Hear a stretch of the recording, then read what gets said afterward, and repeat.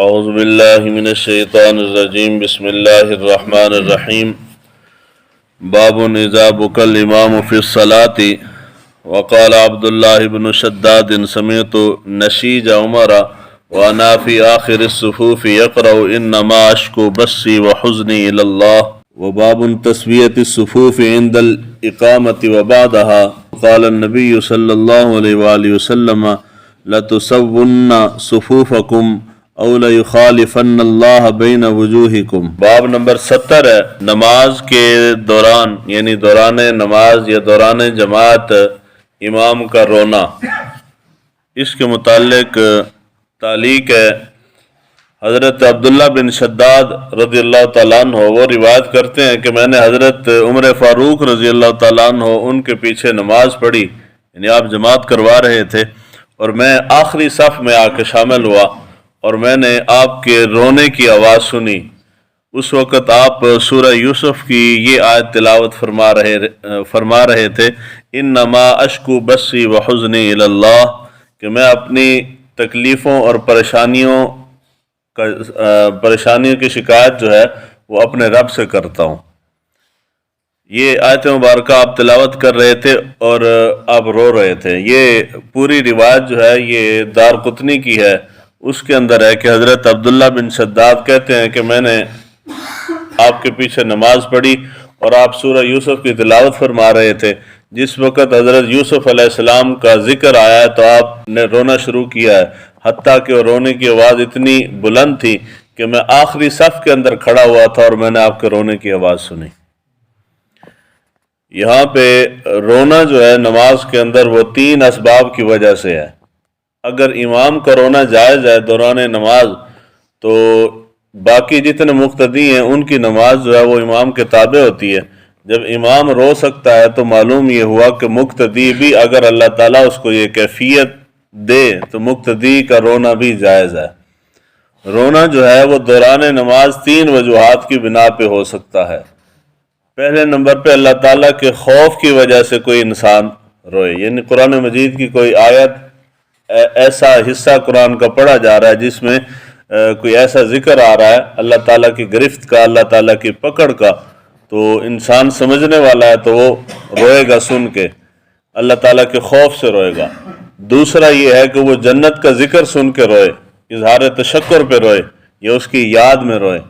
تیسرا ہے کہ وہ جہنم کے عذاب کا ذکر ہو رہا ہو اور وہ جہنم کے عذاب کے متعلق سن کے اس کے خوف سے روئے۔ چوتھا ہے کسی درد، تکلیف یا کسی بیرونی وجہ کی عوامل کی وجہ سے انسان کا رونا۔ یہ جو 3 وجوہات ہیں، ان وجوہات کی بنا پہ رونا دوران نماز درست ہے۔ چوتھی وجہ جو ہے اس کی وجہ سے اگر انسان روئے تو اس کی نماز ختم ہو جاتی ہے، اور امام اعظم ابو حنیفہ رضی اللہ تعالیٰ عنہ کا قول یہ ہے کہ پھر انسان کو نماز اپنی ختم کر دینی چاہیے۔ اگر انسان اللہ تعالیٰ کے خوف کی وجہ سے رو رہا ہے تو جنت کی وجہ سے رو رہا ہے یا جہنم کی وجہ سے رو رہا ہے تو اس رونے کی اجازت جس کے اندر کسی کو اختلاف نہیں ہے، وہ رونا بنا آواز کے رونا ہے۔ یہ جو اس کے اندر لفظ استعمال ہوا ہے سمیت نشیجا، نشیج اس رونے کو کہتے ہیں جیسے بچہ دبی آواز میں سسکی بھر کے روتا ہے نا، اس کو نشیج کہتے ہیں۔ ایک یعنی آواز بند کر کے انسان روتا ہے، اور ایک رونا ہوتا ہے جس طرح ہماری فوتگیوں کے اوپر خواتین وغیرہ وہ چیخے مار کے یا دھاڑے مار کے روتی ہیں۔ وہ دھاڑے مار کے رونا نشیج نہیں ہوتا، یہ اپنی آواز کو دبا کے سسکیوں میں رونا۔ تو وہ جو صحابی پیچھے کھڑے تھے آخری صف میں، انہوں نے حضرت عمر فاروق کے سسکیوں کی آواز سنی تو اس سے معلوم ہوا کہ آپ رو رہے ہیں۔ تو یہ رونا جو ہے یہ نماز میں درست ہے۔ اور آواز کے ساتھ رونا، اونچی آواز کے ساتھ رونا، چیخے مار کے یا دھاڑے مار کے رونا، اس کے بارے میں اختلاف ہے، اور اس کے بارے میں صحیح قول یہی ہے کہ ایسا رونا نماز کے اندر درست نہیں ہے۔ مثلا یہاں اگر 3-4 صفیں کھڑی ہیں یا 50 صفیں کھڑی ہیں، ایک بندہ اس طرح دھاڑے مار کے روئے گا تو باقی سب کی نماز خراب ہوگی۔ تو وہ رونا جو ہے وہ رونا صرف یہ ہے کہ انسان سسکی بھر کے رو سکتا ہے۔ انسان اپنی آواز کو کنٹرول رکھے، اس کنٹرول رکھ کے اگر آنکھوں سے آنسو جاری ہوتے ہیں تو وہ سبحان اللہ، اس سے بڑی اللہ تعالیٰ کی نعمت کوئی نہیں ہے۔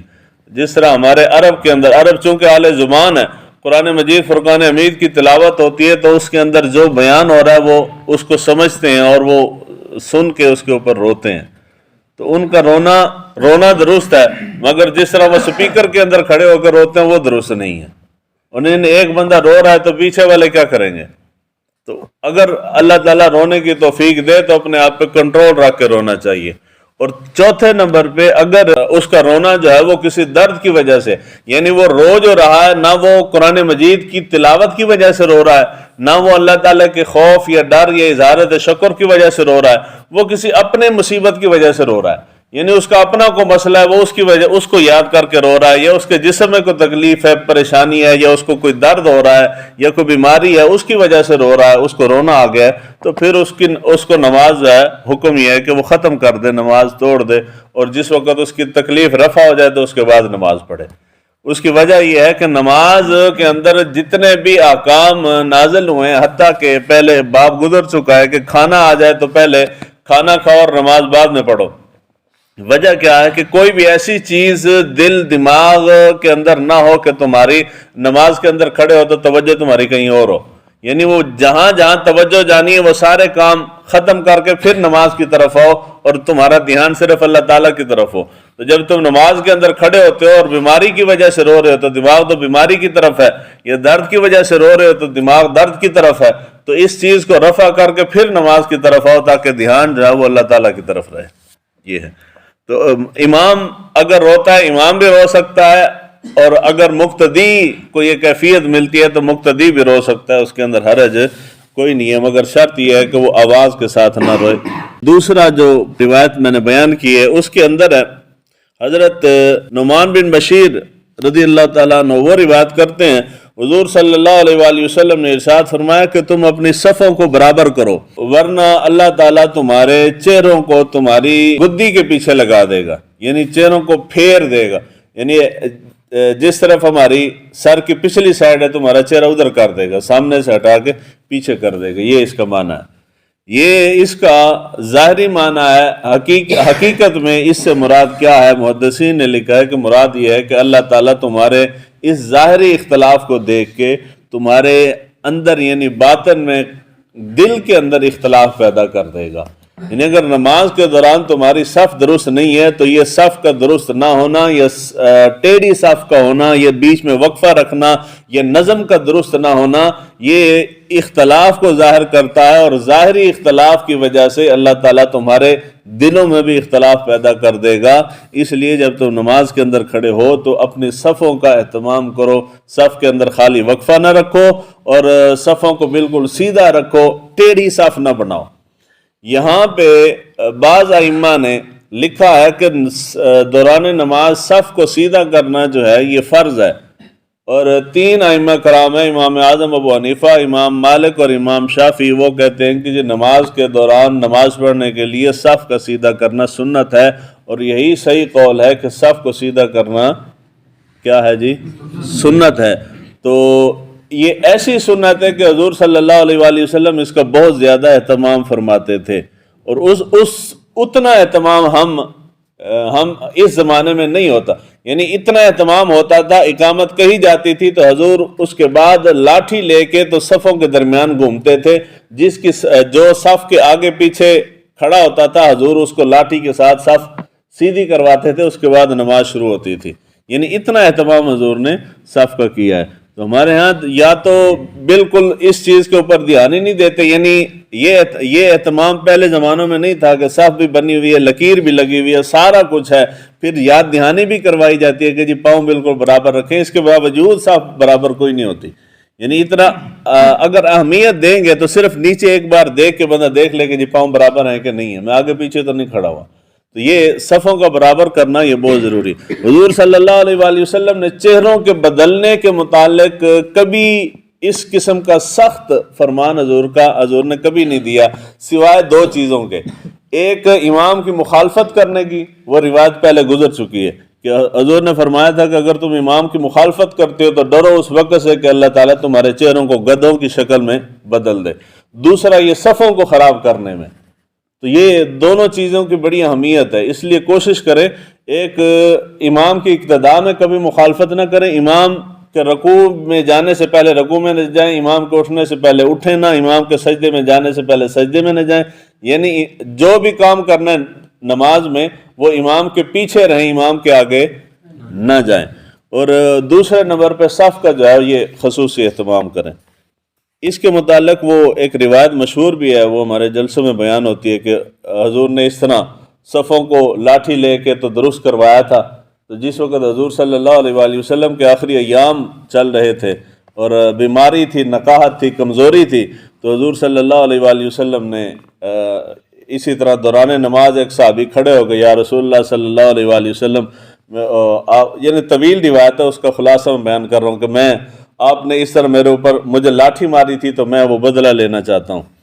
تو حضور نے پوچھا تھا کہ جی ٹھیک ہے وہ بدلہ لے لو، تو پھر حضرت امام حسن یا حسین کو بھیجا گیا، وہ لاٹھی پکڑائی گئی، اس نے کہا کہ جی نہیں، مجھے یہ لاٹھی نہیں، جس لاٹھی سے آپ نے مارا تھا اس لاٹھی سے بدلہ لوں گا۔ تو وہ حضرت امام حسن یا حسین کو بھیجا گیا، گھر جا کے وہ لاٹھی لے کے آؤ۔ تو وہ لاٹھی لینے گئے تو حضرت فاطمہ الزہرا انہوں نے پوچھا کہ جی کیا بات ہے؟ تو انہوں نے آگے سے کہا کہ اس طرح فلاں صحابی ہیں تو وہ نانا جان سے بدلہ لینا چاہتے ہیں کہ آپ نے فلاں موقع پہ مجھے مارا تھا، میں بھی آپ کو مار کے اپنا بدلہ لینا چاہتا ہوں۔ تو پھر حضرت فاطمہ الزہرا آئیں اور انہوں نے کہا کہ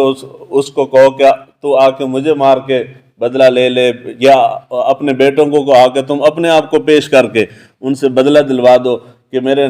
بابا جان کی طبیعت جو ہے وہ پہلے ہی بڑی کمزور ہے، بہت نقاہت ہے، کمزوری ہے، تو ان کو تم چھوڑ دو۔ تو یہ سارا یعنی لمبی کہانی وہ کرا کے آخر لاٹھی ان کو پکڑائی گئی، تو حضور نے فرمایا کہ بدلہ لے لو۔ تو انہوں نے کہا کہ جی نہیں، جس وقت آپ نے مجھے مارا تھا تو میرے جسم کے اوپر کپڑا نہیں تھا، تو میرا جسم ننگا تھا، تو حضور پاک نے اپنا قمیض مبارک جو ہے وہ اٹھا دی۔ تو وہ مہر نبوت چومنے کے لیے یہ سارا کر رہے تھے۔ جب وہ مہر نبوت سامنے آئی تو وہ صحابی رسول جو ہے وہ مہر نبوت سے لپٹ گئے اور انہوں نے کہا کہ یا رسول اللہ، میں کون ہوتا ہوں بدلہ لینے والا آپ سے؟ یہ صفوں کے متعلق ہے تو اس لیے میں نے بیان کر دیا، روایت نہیں ہے، سنا اس لیے رہا ہوں کہ بیان ہوتی ہے بہت زیادہ مگر ہے نہیں ہے۔ حضور صلی اللہ علیہ وآلہ وسلم صفوں کو درست فرماتے تھے، اس سے ملتی جلتی روایتیں ہیں، مگر یہ جو روایت ہے آخری ایام والی، یہ روایت جھوٹی ہے، من گھڑت ہے۔ اللہ تعالیٰ ہمیں دین کو سیکھنے سمجھنے کی توفیق عطا فرمائے۔